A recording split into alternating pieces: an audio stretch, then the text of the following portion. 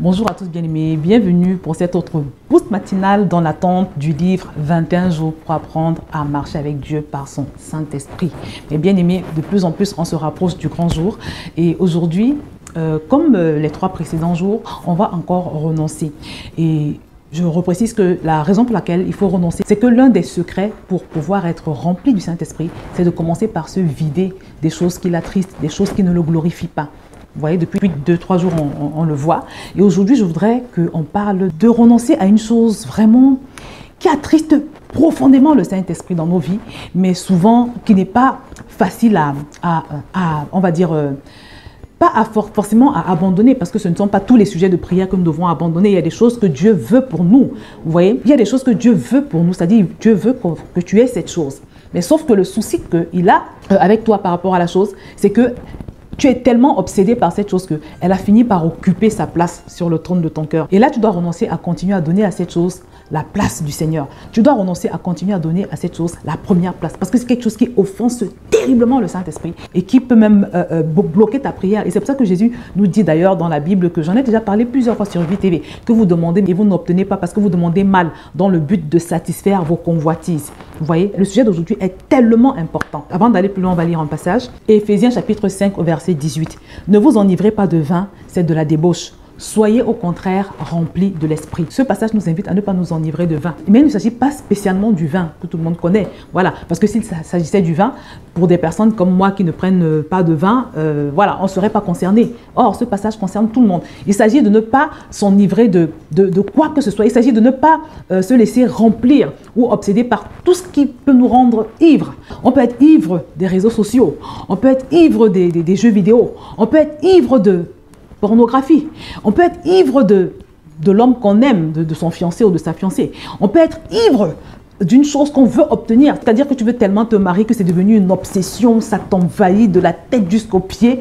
À chaque fois que quelqu'un me dit que j'ai parfois des envies de suicide parce que je n'ai pas cette chose, je comprends que la personne est devenue ivre de cette chose. Elle est même devenue plus qu'ivre en fait. Et ça, c'est très, très, très mauvais. C'est pour ça qu'aujourd'hui, je voudrais t'inviter à renoncer à toute chose. Tu sais quelle est cette chose-là.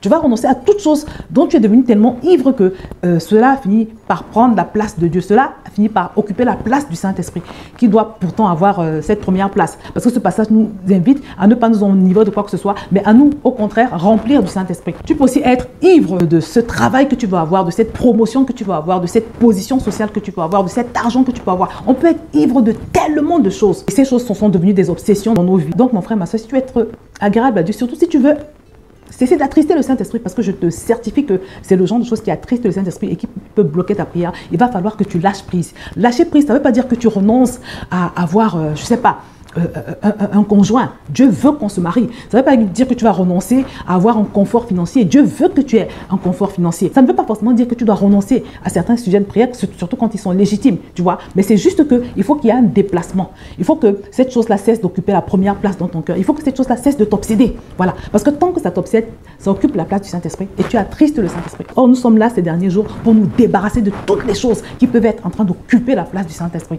Et c'est pourquoi, mon frère, ma soeur, je voudrais t'inviter à prendre ton courage à 2 mains et à t'engager déjà dans ton cœur et ensuite à le proclamer, à le déclarer. À partir d'aujourd'hui, je décide de renoncer. Je renonce à rester ivre de cette chose, de ce désir de mariage, de ce désir de travail, de ces réseaux sociaux. Je renonce à toute forme d'obsession dans ma vie. Tu les connais toi-même, mais renonce sincèrement parce que je te le redis, pendant que tu renonces à ces choses, tu es en train de faire la place pour le Saint-Esprit. Parce que je t'assure que pour vous tous qui allez participer au challenge 21 jours pour apprendre à vivre synchronisé avec le Saint-Esprit, vous ne serez plus jamais les mêmes à l'issue de ces 21 jours. Et ce qu'on veut faire au travers de ces paroles que nous partageons tous les jours, c'est vraiment créer l'espace pour le Saint-Esprit. Permettre qu'au moment où nous allons commencer cet exercice, que l'espace soit libre. Voilà. Et je t'assure que ce n'est pas facile. Si quelqu'un te dit que c'est facile, c'est pas vrai, parce que même Jésus, pour pouvoir aller au calvaire, il a dû renoncer, il a souffert, c'était une lutte. Vous voyez comment dans le jardin de Gethsémane, la Bible nous dit qu'il a été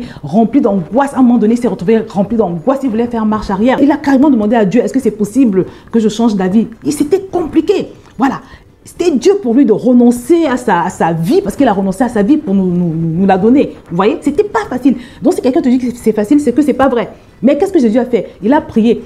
Et la Bible nous dit que Dieu l'a fortifié, Dieu lui a envoyé un ange pour le fortifier. Donc pendant que tu renonces, ne t'inquiète pas, même si ça te fait mal, c'est normal.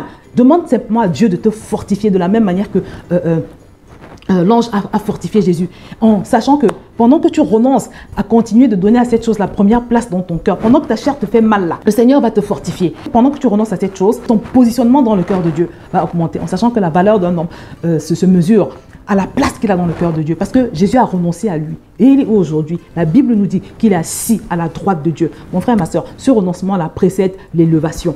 Quand tu renonces à tout ce qui occupait la place de Dieu dans ton cœur, pour lui donner cette place-là, je te promets, mon frère, ma soeur, que la prochaine étape, c'est l'élévation.